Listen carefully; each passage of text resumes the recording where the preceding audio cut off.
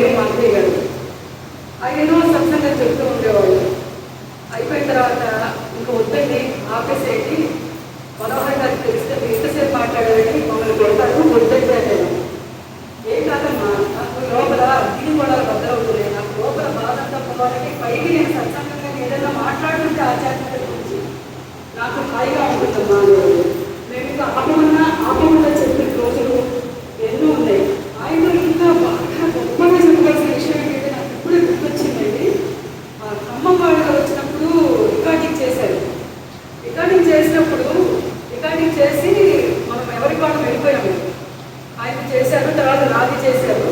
తర్వాత వెళ్ళిపోయిన తర్వాత ఆయన గొప్ప గుణాన్ని మనందరం అమర్చుకోవాలండి. ఆయన విద్య ముందు నేను -0 అండి. నాకేమీ చేత కాదు.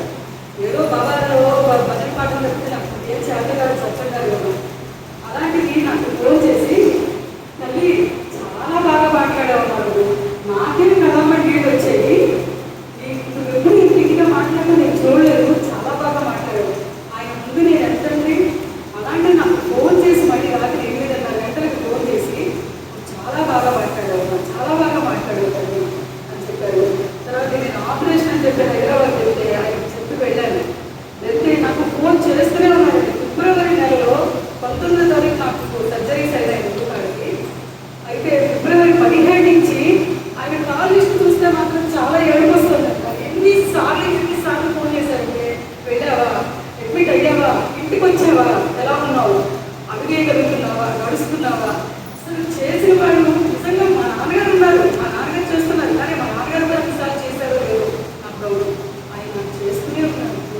అలాగే ఆయనతో అనుబంధం ఒక్కటే గుర్తుపెట్టుకుంటానండి. అందరూ గుర్తుపెట్టుకోవాల్సింది ఆయన చెప్పిన మాటల్లో ఇంపార్టెంట్ మాట ఏంటంటే, దైవం మీద ప్రేమ, దేహం మీద వద్దు, దైవం మీద ప్రేమ పెట్టుకోండి, దేహాభిమానం వద్దు, దైవాభిమానాన్ని పెంచుకోండి.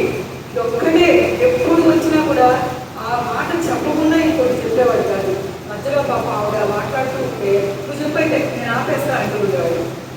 అలా అంతమాట. ఆయన మాట్లాడుతూ ఉంటే మధ్యలో ఎవరు అడ్డం రాకూడదు, అడ్డం వస్తే ఆయనకి బాధ వచ్చేది అనమాట. నువ్వు మాట్లాడు నేను ఆపేస్తా అంటూ ఉంటాడు పాప వాళ్ళని. మధ్యలో ఆవిడ ఏదైనా గుర్తు చేయకూడదు అనమాట. ఆయనే ఆ ఫ్లోలో ఆయనే చెప్పుకుంటూ వెళ్ళిపోవాలి. ఆ రకంగా ఆయనతో అనుబంధం అంతా ఎంతో కాదండి. నిదానంగా బయటికి రావడానికి అయితే నేను ప్రయత్నం చేస్తున్నాను. అసలు మీ ఇంటి వైపు కూడా నేను ఎక్కువ చూడట్లేదండి. చూస్తే నాకు బాధ వచ్చేస్తుంది. ఎందుకంటే మీరు ఆ పొద్దున కూడా వచ్చి ఆ గదిలో వెళ్ళిపోయాను. ఆ గదిలో వెళ్ళి కాసేపు నుంచి మీ పార్కులు తీసుకొచ్చి ఆ గదిలో దీపాలు పెట్టి అక్కడ ఎక్కడ కూర్చునేవాళ్ళు, ఆయన ఎక్కడ కూర్చునేవాళ్ళు, అక్కడ కాసేపు నిలబడి ఏడుపు ఆపుకోలేక